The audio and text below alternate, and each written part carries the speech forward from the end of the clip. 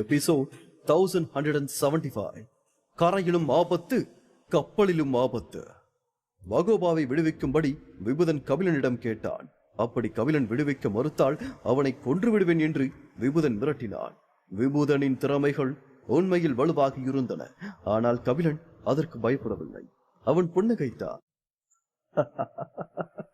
கவலைப்படாதே, உங்கள் சகோதரி மிக மிக நன்றாக இருக்கின்றாள். அவள் தற்போது ஒரு அற்புதமான இடத்தில் பயிற்சி செய்து வருகிறாள். அவள் அங்கிருந்து வந்த பிறகு நீங்கள் அவளை சந்திக்கலாம் என்று கூறினார். சுருள் உலகம் தற்போது பிரபஞ்ச உலகமாக பரிணமித்துக் கொண்டிருந்தது. இப்போதைக்கு அது ஒரு முடிவடையாத பிரபஞ்சமாக இருந்தது. அங்கு உயிர்கள் பிறக்க ஆரம்பித்தன. முதலாவதாக ஆன்மீக மூலிகைகள் பிறக்க ஆரம்பித்தன. அது பயிற்சிக்கான சொர்க்க பூமியாக இருந்தது. அங்கு பயிற்சி செய்வதன் மூலம் வகோபாவின் திறன்கள் வேகமாக மேம்படும்.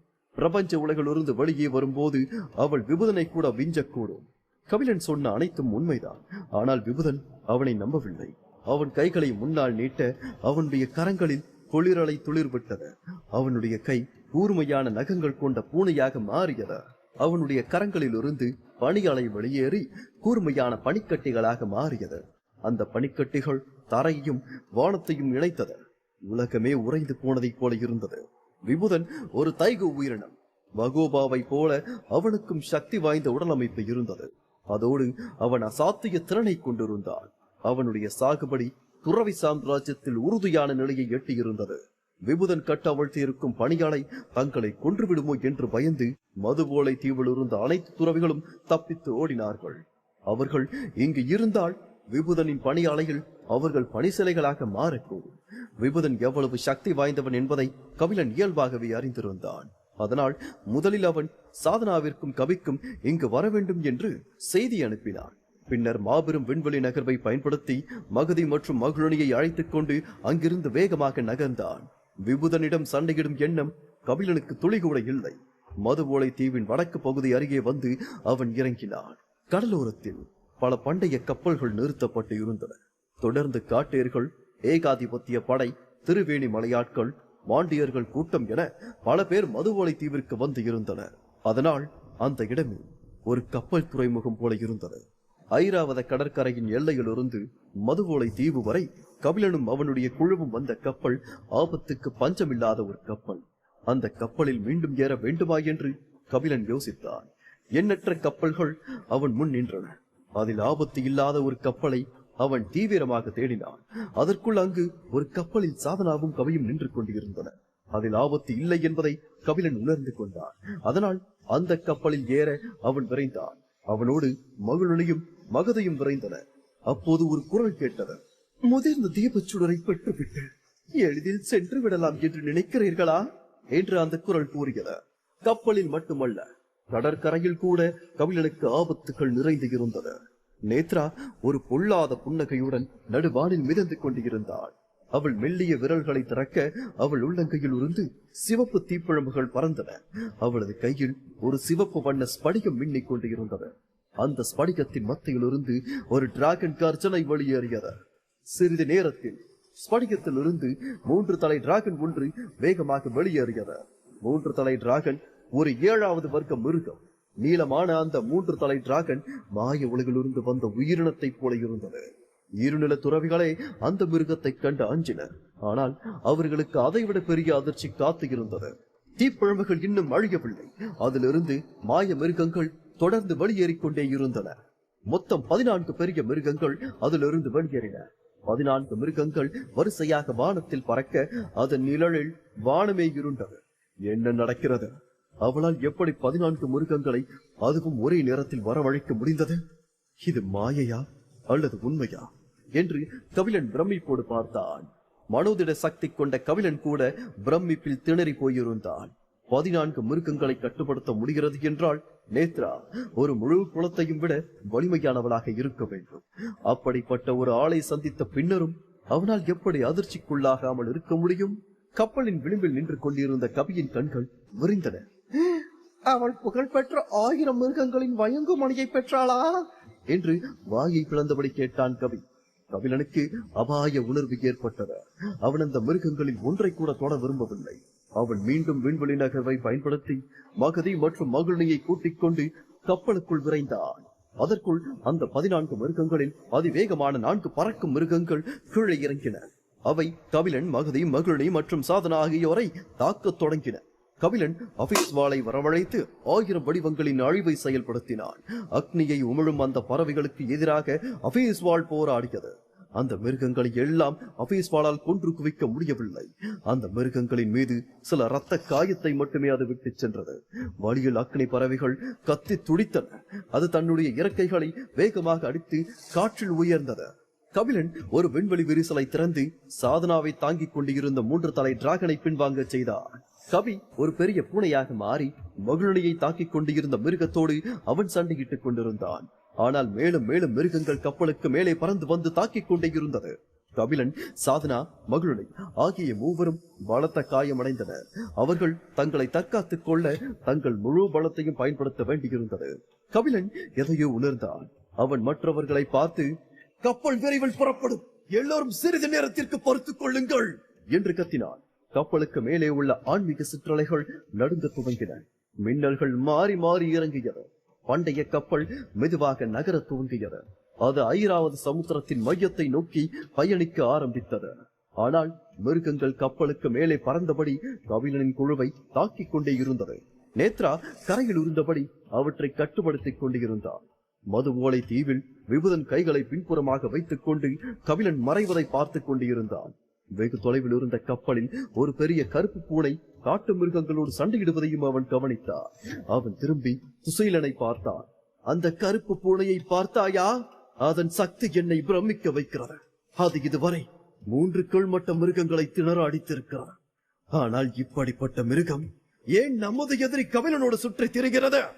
கருப்பு மாண்டியர்கள் இனத்திற்கு அந்த பூனை ஒரு அவமானம். இது இந்த இனத்தின் துரோகி இந்த பூனை என்று கத்தினான் விபுதன். துசிலனின் கண்கள் கோபத்தில் பிரகாசித்தன. அந்த கருப்பு பூனை வலிமையானது என்பது உண்மைதான். ஆனால் நான் இதற்கு முன்பு இந்த பூனையை எங்கும் பார்த்தது இல்லை.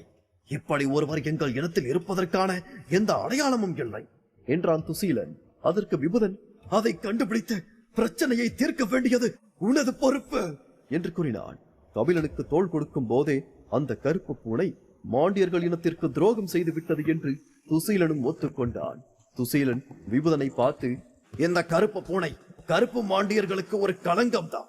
நான் மட்டும் மீண்டும் இவனை சந்தித்தால் அவனை தனிப்பட்ட முறைகள் கைது செய்து குலத்தலைவர்கள் முன்னிறுத்துவே என்று கூறினான்.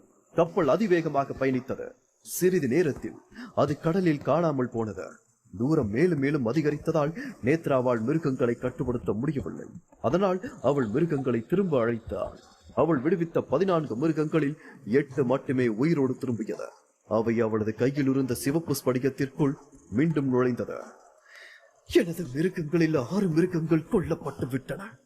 அடுத்த முறை இந்த கபிலனை சந்திக்கும் போது எனக்கு ஏற்பட்ட இழப்பை அவன் நிச்சயமாக ஈடுகட்ட வேண்டும். கபிலா, உன்னை நோக்கி மீண்டும் நான் வருவேன் என்று கூறினாள். கபிலனை கொள்ள தவறியதற்காக நேத்ரா வருத்தப்படவில்லை. அவள் அடுத்த வாய்ப்பிற்காக காத்து இருந்தாள். பின்னர் அவள் அம்புகளை நோக்கி சென்றாள். உங்கள் காயங்கள் எப்படி இருக்கின்றன என்று கேட்டாள். எந்த பிரச்சனையும் இல்லை என்று அம்புகன் நிமிர்ந்து நின்றான். அவனுடைய சிவந்த கண்கள் கப்பல் மறைந்த திசையை உற்று பார்த்தன. எனக்கு உடனடியாக புனித ரத்தம் மூலிகையும் 10,000 துளி தெய்வீக ரத்தமும் தேவை. நான் இப்போதே என் உடலை 2ஆம் வர்ண துறவியாக மாற்ற வேண்டும் என்று கூறினான். அம்புகன் முந்தைய போரில் பாதிக்கப்பட்டதை அறிந்த நேத்ரா அவனுக்கு உதவ விரும்பினாள். இருப்பினும் அவன் கேட்டதை கொடுக்காமல் அதில் இருக்கும் சிக்கலை அவனுக்கு நினைவூட்டினாள். 2ஆம் வர்ண துறவியாவதற்கு நீங்கள் இது போன்ற மதிப்புமிக்க பொக்கிஷங்களை பயன்படுத்தினால் அது உங்கள் உயிரை உருக்கும். நீங்கள் இருநில சாம்ராஜ்யத்திற்குள் நுழைய முயற்சிக்கும் போது இந்த வளங்களை பயன்படுத்துங்கள். இப்போதைக்கு நீங்கள் குணப்படுத்த தேவைப்படும் மூலிகை மற்றும் புனித ரத்த துளியை தாராளமாக எடுத்துக் கொள்ளுங்கள். அதுவே இப்போது போதுமானது என்று கூறினாள். அம்புகனின் கண்கள் வாளை விட கூர்மையானவை. அவன் நேத்ராவை உற்று பார்த்தான். இறுதியில் அவள் கொடுத்த புனித ரத்த மூலிகையையும் தெய்வீக ரத்த துளிகளையும் வாங்கிக் கொண்டு தன்னை குணப்படுத்த துவங்கினான். கபிலன் நம் அனைவரையும் காயப்படுத்தி விட்டான். அதனால் அவனை கொள்வதுதான் என்னுடைய முதல் நோக்கம் என்று நேத்ராவை பார்த்து கூறினான் அம்புகன். பண்டைய பேய் கப்பல் அளவற்ற புனித ஒளியை வீசியது. அது கடலில் பயணம் செய்யும் போது பல மைல்கள் நீண்டு கொண்டே செல்லும் ஒரு மலை போல தோற்றமளித்தது. கப்பலில் எந்த தீய ஆவியும் இல்லை.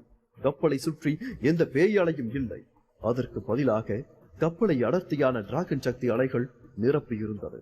கபிலன் அந்த கப்பலை கவனமாக பரிசோதித்தான். அங்கே அதிக அளவு டிராகன் அலை இருப்பதோடு சாகுபடியை மேம்படுத்த உதவும் ஆன்மீக அலையோட்டமும் இருந்தது. அதனால் அவன் ஒரு ஓரமாக அமர்ந்து பயிற்சி செய்து கொண்டிருந்தான். இந்த பண்டைய கப்பல் பயிற்சி செய்வதற்கு ஏற்ற கப்பல். மற்ற இடங்களை விட இங்கு ஆன்மீக அலையோட்டம் 10 மடங்கு அதிகமாகவே இருக்கிறதா என்றாள் சாதனா. கபிலன் அவளுக்கு பதில் கூறவில்லை. அவன் கண்கள் மூடியபடியே இருந்தது. பின்னர் சாதனா மீண்டும் கபிலனை பார்த்து, இந்த கப்பலை மட்டும் நம்மால் கையகப்படுத்த முடிந்தால் இது மிக சிறந்த சுத்திகரிப்பு களமாக இருக்கும் என்று கூறினாள். அதற்கு மகிழ்நி, அந்த எண்ணத்தை இப்போதே அழித்து விடுங்கள். இதே எண்ணத்தோடு வந்து கப்பலை கைப்பற்ற முயன்ற பல மனித புனிதர்கள் ஐராவத சமுத்திரத்திலேயே இறந்து போயினர். இதுவரை ஒருவரால் கூட இந்த கப்பலை கானக களத்திற்கோ அல்லது வேறு எங்குமோ எடுத்து செல்ல முடியவில்லை என்று கூறினாள். சாதனா அவளை ஒரு பார்வை பார்த்து சிரித்தாள். வெற்றி பெறும் அளவிற்கு அவர்களுக்கு சக்தி இல்லாமல் இருந்திருக்கலாம். தோற்றவர்களை மனதில் வைத்துக் கொண்டு நம்மாலும் வெற்றி பெற முடியாது என்று நினைப்பது முட்டாள்தனம். ஐராவத சமுத்திரத்தின் கட்டுகளை உடைத்தால் இங்கு இருந்து 1 அல்லது 2 பழங்கால கப்பல்களை கூட நம்மால் எடுத்து செல்ல முடியும் என்று கூறினாள். சாதனாவின் வார்த்தைகளும் நடவடிக்கையும் மகிழ்நிக்கு பிடிக்கவில்லை. ஏனெனில் அவள் திமிர் பிடித்தவளாகவும் பொறுப்பற்றவளாகவும் இருந்தாள். இவள் என்ன, இவளை யாராலும் வெல்ல முடியாது என்று நினைத்துக் கொண்டிருக்கிறாளா என்று மகிழ்நி தனக்குள் கேட்டுக்கொண்டாள். மகிழ்நியின் குரல் கொஞ்சம் கரடு முரடாக மாறியது. மகாராணி சமுத்ரா கூட ஐராவத பெருங்கடலில் இருந்து ஒரு பழங்கால பேய் கப்பலை கையகப்படுத்த துணியவில்லை. அவராலேயே முடியவில்லை என்றால் வேறு யாரால் அதை பெற முடியும் என்று நினைக்கிறீர்கள் என்று கேட்டாள். பிரபஞ்ச விதிகள் மாறி வருகின்றன. அதனால் இங்கு எதுவும் சாத்தியம். முடியாததை முடிக்கும் திறமைசாலிகளை இதுவரை நீங்கள் பார்த்ததை இல்லை போல. அதனால் தான் இப்படி பேசுகிறீர்கள் என்றாள் சாதனா. பேசும்போது சாதனா மகிழ்நியை திரும்பி கூட பார்க்கவில்லை. கடலை வெறித்து பார்த்தபடியே அவள் பேசிக் கொண்டிருந்தாள். தூரத்தில் மகதி சமைத்துக் கொண்டு இருந்தாள். கபிலன் மகதி மூட்டிய நெருப்பின் அருகில் அமர்ந்து பயிற்சி செய்து கொண்டிருந்தாள். கபிலனின் அருகில் கவி அமர்ந்தபடி தூரத்தில் சண்டையிடும் சாதனாவையும் மகிழ்நியையும் பார்த்து ரசித்துக் கொண்டிருந்தார். அவன் கபிலனை பார்த்து, ஏ அப்பா கபிலா, அவர்கள் சண்டையை நீ கவனிக்கவில்லையா? இல்லை, கவனிக்க விரும்பவில்லையா? இல்லை, இந்த சண்டையை எல்லாம் உன்னால் சமாளிக்க முடியாது என்று கேட்டும் கேட்காதது போல் நடித்துக் கொண்டு அமர்ந்து கொண்டிருக்கிறாயா என்று கேட்டான். கபிலன் கண்களை திறக்காமல் பயிற்சி செய்து கொண்டே இருந்தான். அவர்கள் சண்டையிட மாட்டார்கள், விவாதம் மட்டுமே செய்து கொண்டு இருப்பார்கள் என்றான் கபிலன். ஒருவேளை சண்டையிட ஏதாவது மறைமுக காரணம் இருந்தால் என்று கவி கேட்டான். சட்டென்று